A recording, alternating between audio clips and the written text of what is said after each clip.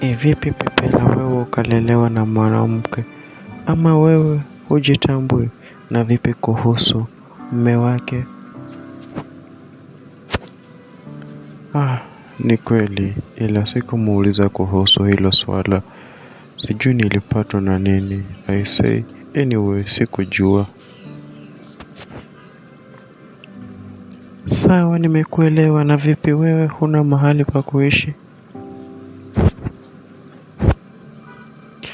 Nina mahali pa kuishi, ila ni kibanda tu cha kujikinga.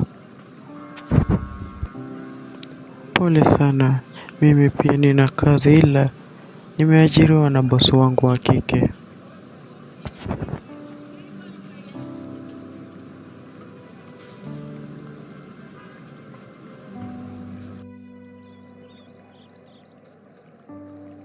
Suzy, umepotea sana. Vipi, ulipotelea kazini? Vipi, mbona siku hizi sikuoni?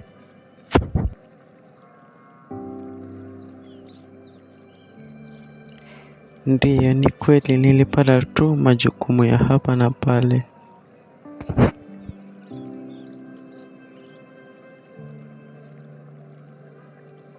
Wow, ni vyema sana kupambana na majukumu. Ningependa nikuambie kitu kama utajali Suzy.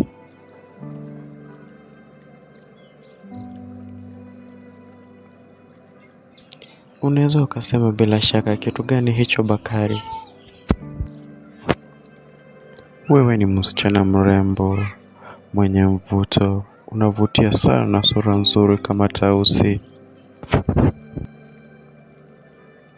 Wapi unamaanisha mimi napendeza hivyo? Ila sijui ulikuwa na maana gani kusema hivyo.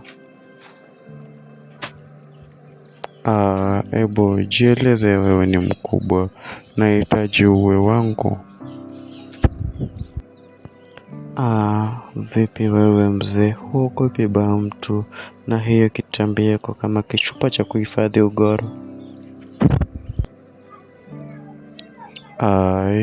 Wewe hutaki pesa? Nani asihitaji pesa? Kila mtu ana shida na pesa. Zuwena, vua nguo basi, naitaka niichape. Sasa nahisi tu hamu yako. Baby, wachanisha tu, hata mimi naitaka huo mkongojo. Nimekaa sana bila kuupata mizagamuo. Sawa, haya basi, natumaini utaenjoy sana na hata utapata ulichotaka. Aya jamani baby, mtu nimekuelewa, enjoy chape.